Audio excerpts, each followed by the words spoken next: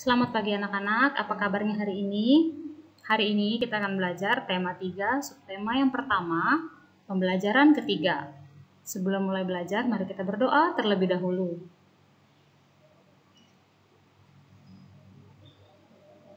Kalau sudah, mari kita mulai pembelajaran hari ini.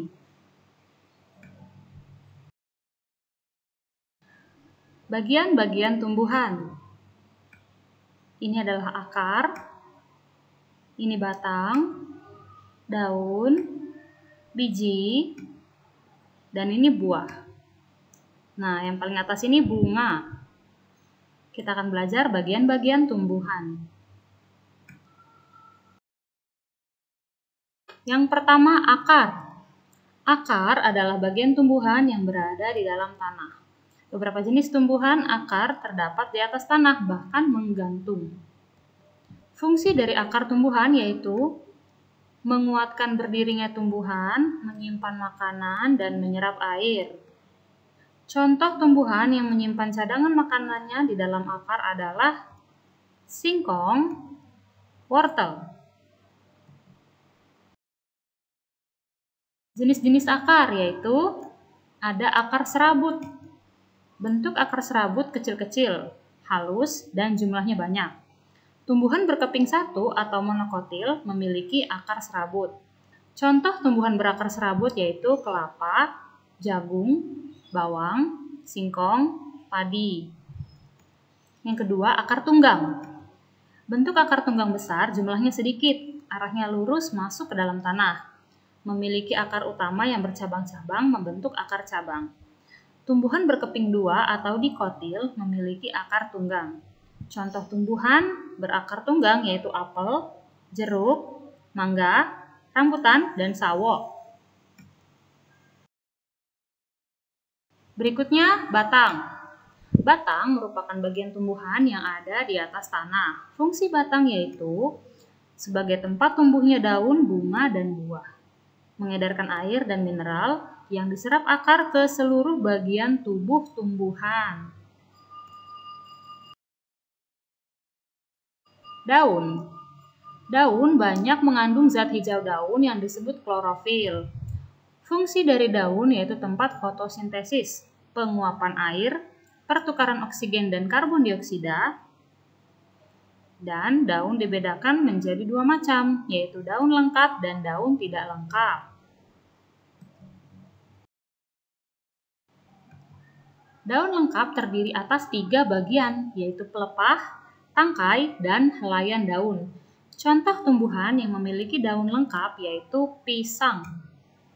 Ini adalah gambar daun pisang, memiliki pelepah daun, tangkai daun, dan helaian daun. Daun tidak lengkap adalah daun yang hanya tersusun atas 1 atau 2 bagian.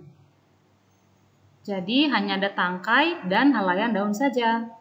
Contoh tumbuhan yang memiliki daun tidak lengkap yaitu mangga. Nah, beginilah daun mangga, hanya ada tangkai daun dan helaian daun. Bermacam-macam bentuk daun. Daun teratai berbentuk lebar dan berwarna hijau. Daun pepaya memiliki bentuk menjari. Daun padi memiliki bentuk memanjang. Dan daun pinus memiliki bentuk yang runcing seperti jarum. Berikutnya adalah bunga. Bunga merupakan bagian tumbuhan yang berfungsi sebagai alat perkembangbiakan tumbuhan berbiji. Bunga disebut bunga sempurna apabila memiliki benang sari dan putik. Bunga dikatakan sebagai bunga lengkap apabila memiliki semua bagian utama bunga.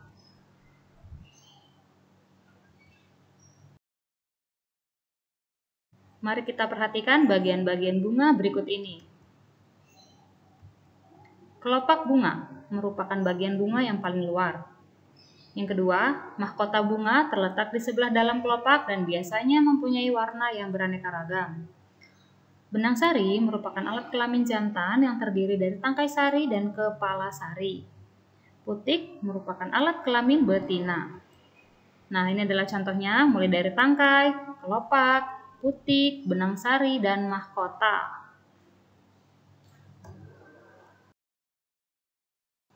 Buah. Bentuk buah yang bulat contohnya ialah jeruk, tomat, dan apel. Bentuk buah bulat memanjang contohnya nangka, pepaya, dan cempedak. Di antara semua buah ini, mana yang paling kalian sukai? Bagian-bagian buah yaitu tangkai. Tangkai buah berguna untuk tempat melekat dan bergantung pada ranting atau dahan. Yang kedua, kulit. Kulit buah berfungsi melindungi buah. Daging. Daging buah adalah bagian buah yang biasanya dapat dimakan. Ini bagian tangkai, ini bagian kulit, dan ini bagian daging. Nah, ini yang biasanya kalian makan. Fungsi dari buah yaitu melindungi biji, menyimpan cadangan makanan, membantu pemencaran dan penyebaran tumbuhan. Biji. Biji merupakan hasil dari pembuahan yang terjadi sebagai akibat penyerbukan serbuk sari dan sel telur pada putik. Biji adalah bagian tumbuhan yang berada di dalam buah. Berikut adalah buah-buah yang memiliki biji. Ada buah semangka, anggur, kesemak, alpukat, apel, dan persik.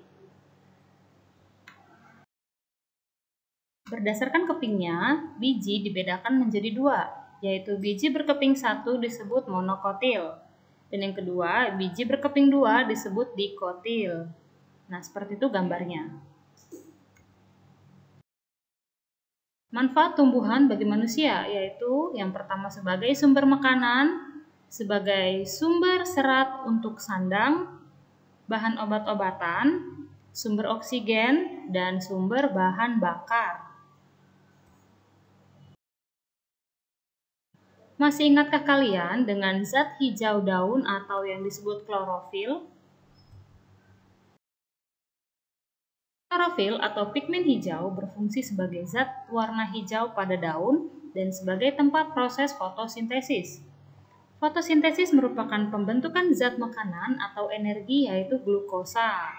Nah, kalau daun kita lihat lebih dalam, lebih jelas, biasanya menggunakan mikroskop akan terlihat butiran-butiran kecil yang disebut klorofil. Nah, inilah zat hijau daun.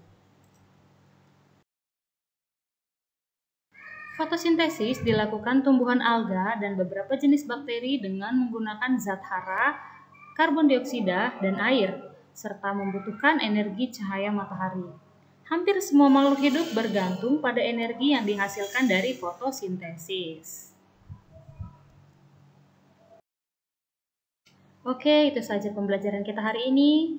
Sampai bertemu di pembelajaran selanjutnya. Terima kasih.